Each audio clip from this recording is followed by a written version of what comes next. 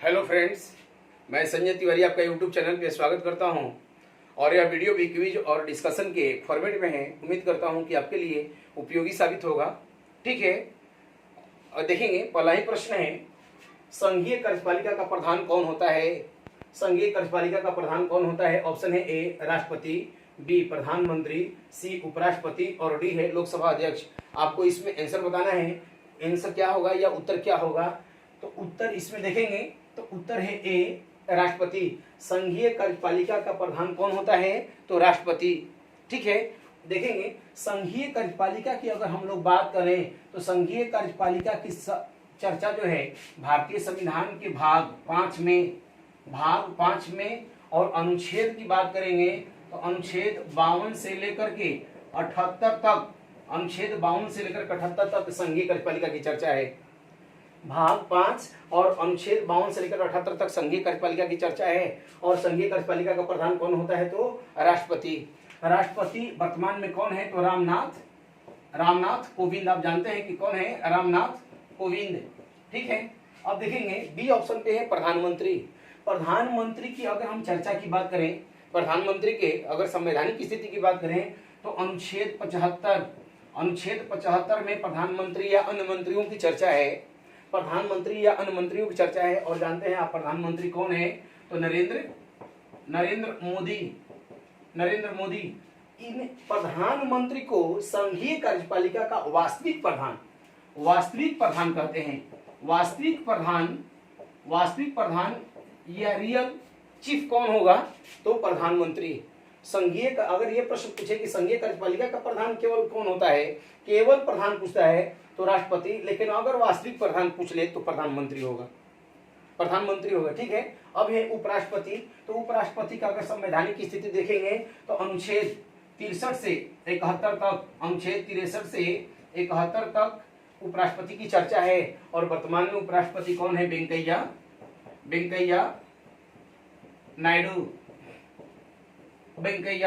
नायडू।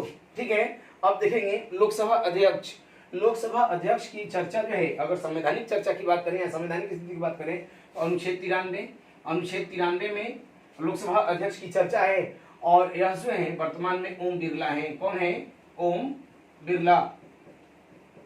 ठीक है, तो इस तरीके से अगला क्वेश्चन देखा जाए। दूसरा क्वेश्चन देखेंगे, राष्ट्रपति के बारे में क्या सत्य नहीं है?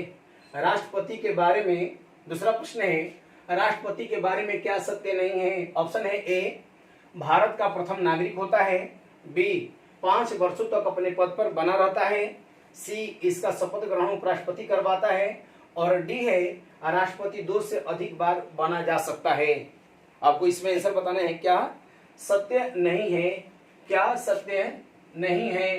ठीक है, पता है कि राष्ट्रपति के बारे में क्या सत्य नहीं है। ऑप्शन ए है भारत का प्रथम नागरिक होता है, बी 5 वर्षों तक अपने पद पर बना रहता है, सी इसका शपथ ग्रहण उपराष्ट्रपति करवाता है और डी है राष्ट्रपति 2 से अधिक बार बना जा सकता है। इसमें आंसर है सी इसका शपथ ग्रहण उपराष्ट्रपति करवाता है। यह गलत है। इसका शपथ ग्रहण जो है सीजेआई या चीफ जस्टिस ऑफ इंडिया या भारत का मुख्य न्यायाधीश, सीजेआई या चीफ जस्टिस ऑफ इंडिया या भारत का मुख्य न्यायाधीश शपथ ग्रहण करवाता है। और वर्तमान में सीजेआई कौन है? तो ये एनवी रमना है। एनवी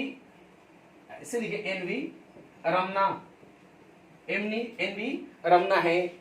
ठीक है, राष्ट्रपति का शपथ ग्रहण कौन कराता है? तो सीजेआई। ठीक है, और वर्तमान में सीजेआई कौन है? एनवी रमना है। अब देखेंगे, कहता है कि इसका शपथ ग्रहण उपराष्ट्रपति करवाता है। ये गलत है।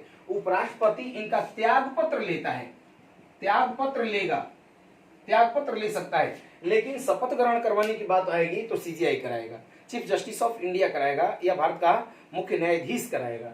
ठीक है, अब देखेंगे, कहता है ऑप्शन ए भारत का प्रथम नागरिक होता है। एकदम सही है। प्रोटोकॉल में नंबर 1 पर राष्ट्रपति आता है, भारत का प्रथम नागरिक है, तीनों सेनाओं का सेनापति है, भारत का प्रथम व्यक्ति कहलाता है, तीनों सेनाओं का सेनापति होता है। कहते हैं कि 5 वर्षों तक अपने पद पर बना रहता है। सामान्यतः राष्ट्रपति अगर कुछ विशेष घटना न घटे तो राष्ट्रपति अपने पद पर 5 वर्षों तक बना रहता है, लेकिन अगर बीच में ही त्याग पत्र दे दे, अगर बीच में त्याग पत्र दे दे तो 5 वर्ष से पहले अपना त्याग पत्र दे सकता है, या इन पर महाभियोग लगा करके भी इनको पद से हटाया जा सकता है। राष्ट्रपति को महाभियोग लगा करके भी 5 वर्ष से पहले महाभियोग लगाकर पद से हटाया जा सकता है। ठीक है, अब देखेंगे डी है, राष्ट्रपति 2 से अधिक बार बना जा सकता है। हमारे संविधान में यह कहीं भी चर्चा नहीं है कि राष्ट्रपति का पद जो है कितने बार एक व्यक्ति कितने बार तक बन सकता है। अभी तक डॉक्टर राजेंद्र प्रसाद की बात करें 1950 से लेकर के 62 तक, 1950 से लेकर के 62 तक दो बार राष्ट्रपति रहे हैं। राष्ट्रपति कौन? डॉक्टर राजेंद्र प्रसाद। ठीक है, अगला क्वेश्चन देखा जाए।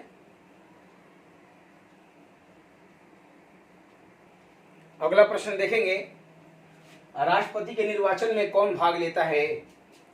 राष्ट्रपति के निर्वाचन में कौन भाग लेता है?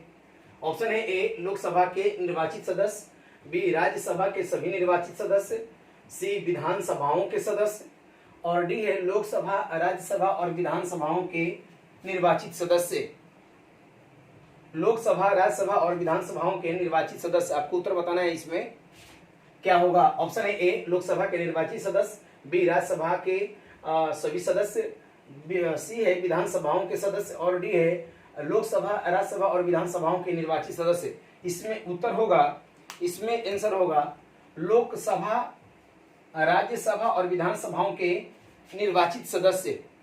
लोकसभा, राज्यसभा और विधानसभाओं के निर्वाचित सदस्य ही राष्ट्रपति के चुनाव में भाग लेते हैं। राष्ट्रपति के चुनाव में भाग लेते हैं। और राष्ट्रपति के चुनाव की अगर चर्चा करें तो भारतीय संविधान के अनुच्छेद 54 में राष्ट्रपति के निर्वाचन की चर्चा है। और उनके निर्वाचन में कौन कौन भाग लेता है? तो लोकसभा, राज्यसभा और विधानसभाओं के सभी निर्वाचित सदस्य। 17वें संविधान संशोधन की बात करें, 17वें संविधान संशोधन के द्वारा दिल्ली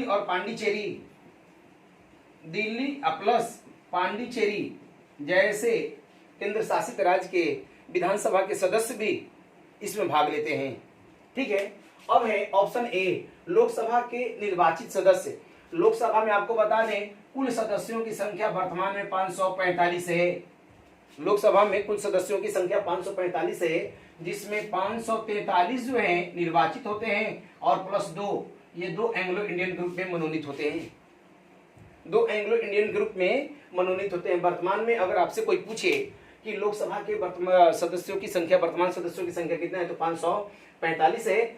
वर्तमान में निर्वाचित सदस्य कितने हैं? तो 543 प्लस 2 जो हैं एंग्लो इंडियन मनोनीत किए जाते हैं। अब कहते हैं कि राज्यसभा के सभी सदस्य, तो वर्तमान में राज्यसभा में कुल सदस्यों की संख्या कितना है? 245। हालांकि इसमें भी 12 सदस्य जो हैं 12 सदस्य राष्ट्रपति के द्वारा मनोनीत होते हैं। राज्यसभा में भी 12 सदस्य राष्ट्रपति के द्वारा मनोनीत होते हैं। अब देखेंगे विधानसभाओं के सदस्य, तो अलग अलग विधानसभाओं में अलग अलग सदस्य होते हैं। जैसे आप यूपी अभी हाल ही में चुनाव हुआ तो देखेंगे 403, बिहार में देखेंगे तो 243। ये विधानसभा की सीटों की संख्या है। अलग अलग विधानसभाओं में अलग अलग विधानसभाओं की सीटों की संख्या होती है। और यह आंसर आप देखेंगे लोकसभा और राज्यसभा विधानसभाओं के निर्वाचित सदस्य ही राष्ट्रपति के निर्वाचन में भाग लेते हैं। ठीक है, थोड़ा सा इसी क्वेश्चन पे एक और चर्चा कर लें कि राष्ट्रपति के निर्वाचन की जो रीति नीति है, इनकी रीति नीति की अगर चर्चा करें, तो राष्ट्रपति के निर्वाचन की जो रीति नीति है वह अनुच्छेद 55 में है।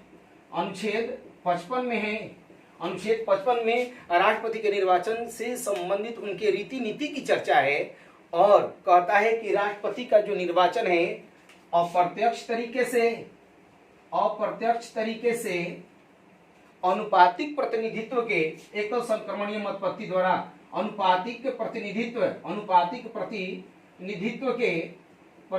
के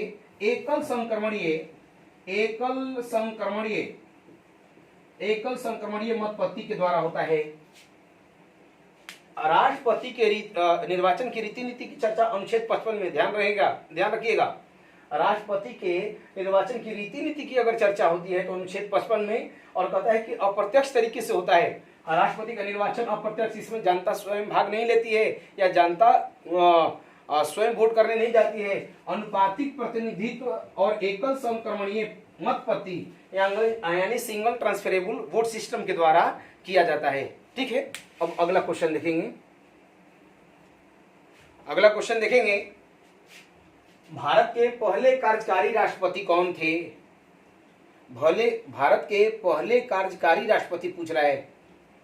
ठीक है, ऑप्शन है A doctor Sarvepalli Radhakrishnan, B doctor Zakir Hussain, C Neelam Sanjiva Reddy और डी है बीवी गिरी। ठीक है, देखेंगे भारत के पहले कार्यकारी राष्ट्रपति कौन थे? डॉक्टर सर्वपल्ली राधाकृष्णन, बी है डॉक्टर जाकिर हुसैन, सी नीलम संजीव रेड्डी और डी है बीबी गिरी। आपको उत्तर बताना है कि इसमें आंसर क्या होगा। तो इसमें आंसर है, आपको बता दें, इसमें आंसर है बीबी गिरी, बराहगिरी वेंकट गिरी। इनका पूरा नाम क्या है? बराहगिरी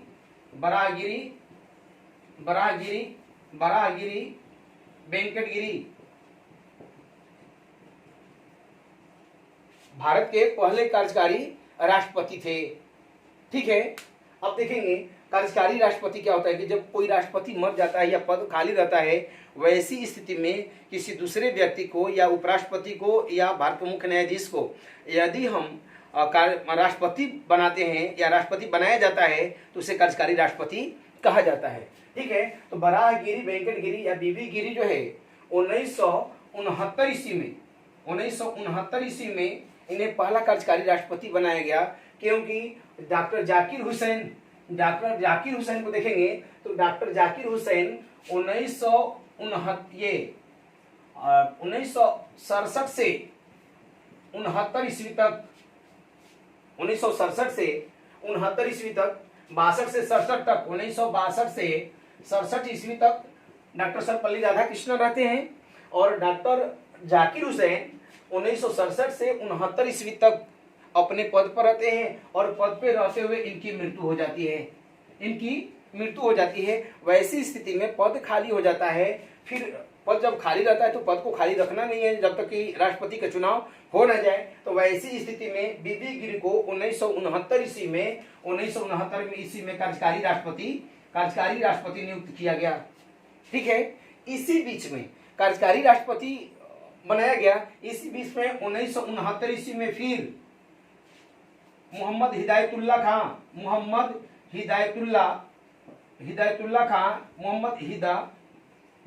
खां को भी कार्यकारी राष्ट्रपति बनाया जाता है। और भारत के पहले सुप्रीम कोर्ट के जज थे या मुख्य न्यायाधीश थे जो भारत के राष्ट्रपति बने थे और अब तक फिर कोई बना नहीं है। दोनों लोग कब? 1969 ईस्वी में जब डॉक्टर जाकिर हुसैन की मृत्यु हुई थी 1969 ईस्वी में, तब ये दोनों कार्यकारी राष्ट्रपति बने थे। ठीक है, हालांकि आगे चल करके 1969 से लेकर के 74 ईस्वी तक 1969 से 74 ईस्वी तक ये भारत के राष्ट्रपति भी रहे। कौन? बराहगिरी वेंकट गिरी और आगे चल करके राष्ट्रपति बनते हैं। ठीक है, अब देखेंगे डॉक्टर सर्वपल्ली राधाकृष्णन 1962 से 67 ईस्वी तक भारत के राष्ट्रपति रहते हैं। इससे पहले ये उपराष्ट्रपति थे। उपराष्ट्रपति 2 बार भारत के उपराष्ट्रपति रहे हैं और 1 बार राष्ट्रपति रहे हैं।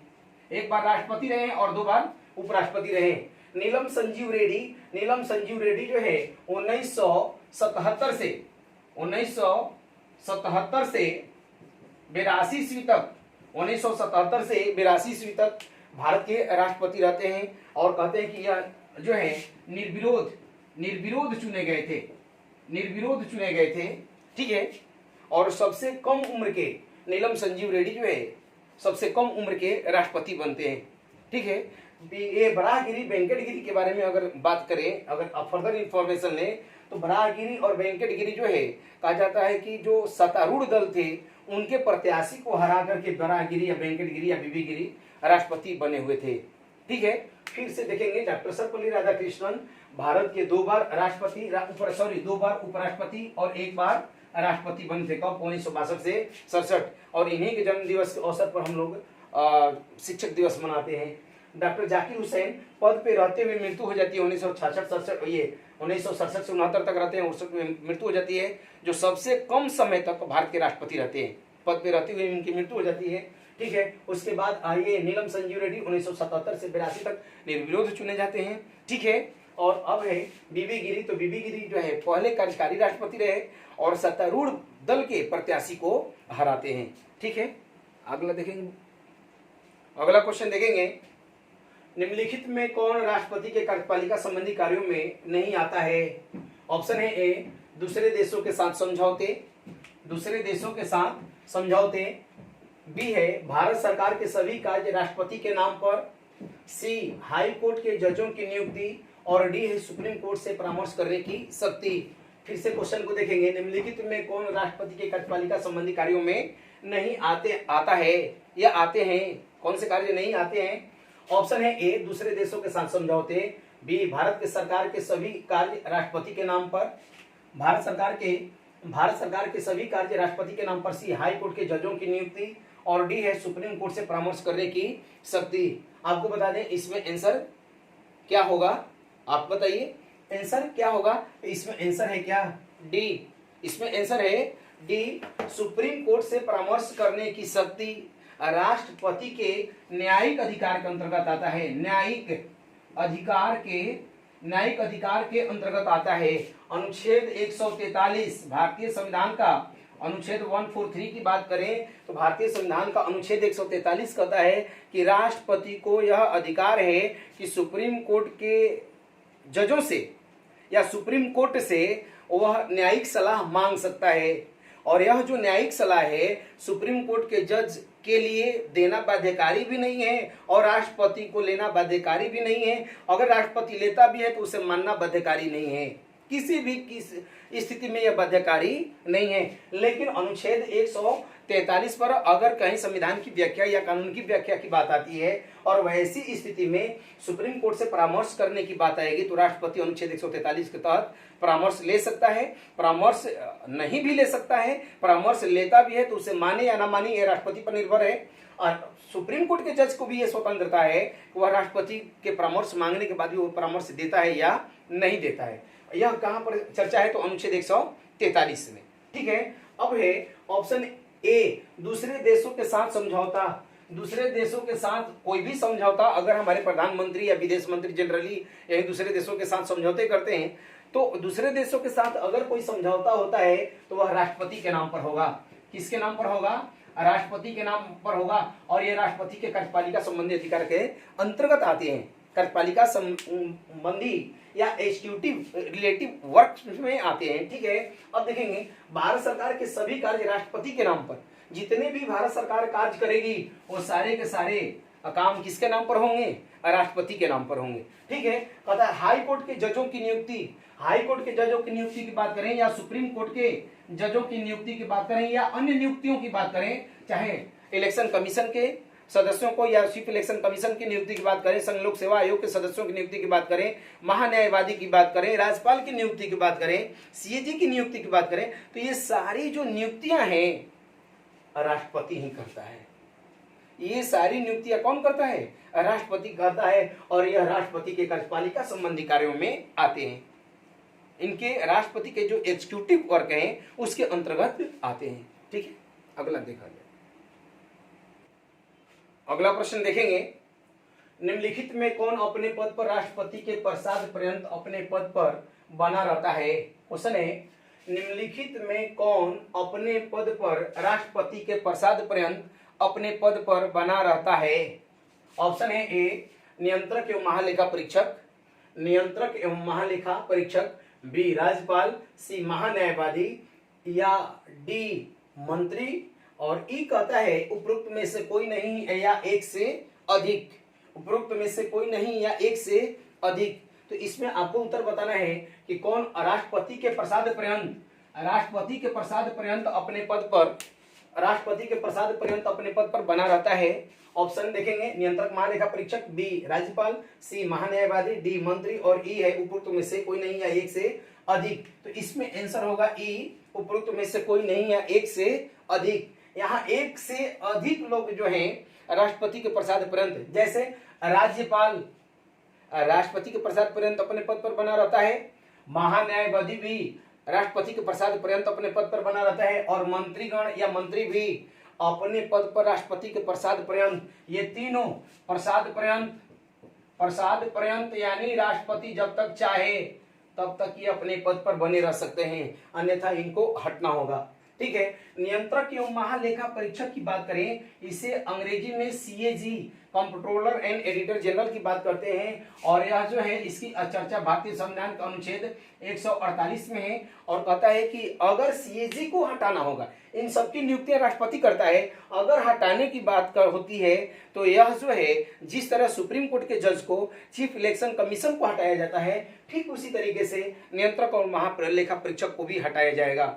ऐसा नहीं कि ये राष्ट्रपति के प्रसाद पर्यंत अपने पद पर बना रहता है, नहीं, संसदीय अभियोग लाया जाएगा, और संसदीय अभियोग या एक प्रकार के कहीं महाभियोग है, संसदीय अभियोग ला करके नियंत्रक महालेखा परीक्षक को हटाया जाएगा। या यह भी प्रश्न पूछ सकता है, यह भी कह सकता है कि राष्ट्रपति के सुप्रीम कोर्ट के जज को जिस तरीके से हटाया जाता है उसी तरीके से किसको, सीएजी को हटाया जाएगा। ठीक है। अगला क्वेश्चन देखेंगे,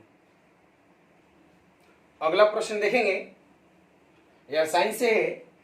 कवक या फंगाई के बारे में क्या सत्य नहीं है? कवक या फंगाई के बारे में क्या सत्य नहीं है? ऑप्शन है ए, ये पर्णहरित रहित होते हैं, इनका उपयोग एंटीबायोटिक्स के निर्माण में होता है। सी है, मशरूम का उपयोग भोजन के रूप में होता है। डी, इसके अध्ययन को फाइकोलॉजी कहते हैं। इसमें आंसर क्या होगा, यह आपको बताना है। ठीक है, देखेंगे इसमें उत्तर क्या होगा। इसमें उत्तर क्या होगा, ये पर्णहरित रहित होते हैं, इनका उपयोग एंटीबायोटिक्स के निर्माण में होता है, मशरूम का उपयोग भोजन के रूप में होता है, और डी है, इनके अध्ययन को फाइकोलॉजी कहते हैं। तो इसमें उत्तर है डी, यही सत्य नहीं है, सत्य नहीं है। इसके अध्ययन को फाइकोलॉजी कहते हैं। इसके अध्ययन को यानी कवक के अध्ययन को माइकोलॉजी कहते हैं, माइकोलॉजी कहेंगे, माइकोलॉजी कहते हैं। कवक के अध्ययन को फंगाई या कवक के अध्ययन को माइकोलॉजी कहा जाता है। क्या बोलते हैं, तो माइकोलॉजी। क्या बोलेंगे, तो माइकोलॉजी कहते हैं। ठीक है। अब कहता है कि ये पर्णहरित रहित होते हैं। ऑप्शन ए है कि यह पर्णहरित रहित होते हैं, सही है। इनमें पर्णहरित यानी यह हरा नहीं होते, और हरा नहीं होने के कारण ये स्वपोषी ना होकर के ये परपोषी होंगे, परजीवी हो जाएंगे, परजीवी के रूप में हो जाएंगे, सहजीवी के रूप में हो सकते हैं, लेकिन अगर हम कहें परपोषी, परजीवी, सहजीवी हो सकते हैं, लेकिन ये अपना भोजन स्वयं नहीं बना सकते, स्वपोषी नहीं हो सकते, ये स्वपोषी नहीं होंगे। क्या होंगे, ये स्वपोषी नहीं हो सकता। कारण है कि इनमें क्लोरोफिल नहीं पाया जाता है। यह आपको पता है कि यह कवक जो है थाइलोफाइटा ग्रुप का प्लांट है, थाइलोफाइटा ग्रुप का पौधा है, जिसकी जड़, तना और पत्ती जो है क्लियर नहीं होते। जड़, तना और पत्ती ये आपस में क्लियर नहीं होते। और दूसरी बात यह है कि यह पर्णहरित रहित होता है, इसमें क्लोरोफिल नहीं पाया जाता है, जिसके कारण यह परपोषी, परजीवी या सहजीवी के रूप में होता है। यह किसी भी रूप में स्वपोषी नहीं हो सकता। अगर बी ऑप्शन देखा जाए, इनका उपयोग एंटीबायोटिक्स के निर्माण में 1927 ईस्वी की बात करें, 1927 ईस्वी में अलेक्जेंडर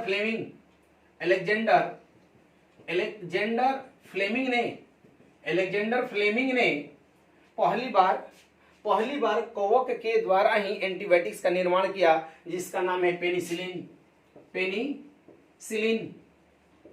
पेनिसिलियम नोटेटम नामक कवक के द्वारा, पेनिसिलियम नोटेटम नामक कवक के द्वारा इसका निर्माण किया गया। किसका, एंटीबायोटिक का। इसके बाद में नियासिन है, एफ्लाटॉक्सिन है, इसके बाद में टेरामाइसिन है, बहुत सारे ऐसे आप एंटीबायोटिक्स देखेंगे जिनका कवक के द्वारा निर्माण होता है, यानी एंटीबायोटिक दवाएं कवक के द्वारा बनाई जाती हैं। अब है मशरूम का उपयोग भोजन के रूप में किया जाता है। आप देखेंगे कि बहुत सारे आजकल जो देखेंगे यह नया ट्रेंड चला हुआ है, या कहें अच्छी बात है, प्रोटीन का स्रोत माना जाता है। Mushroom Marsilea Agaricus, Marsilea Agaricus जो मशरूम हम लोग खाते हैं वह मार्सिलिया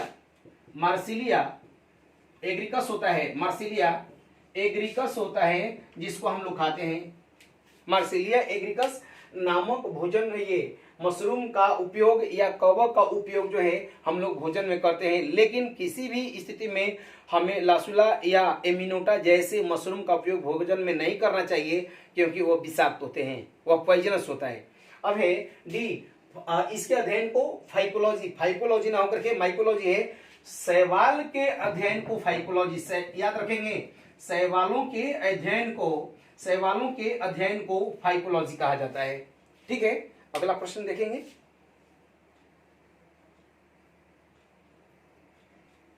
कवक से संबंधित अन्य प्रश्नों को या कवक एवं शैवाल से संबंधित अन्य प्रश्नों को हम लोग अगले वीडियो में देखेंगे। ठीक है, धन्यवाद।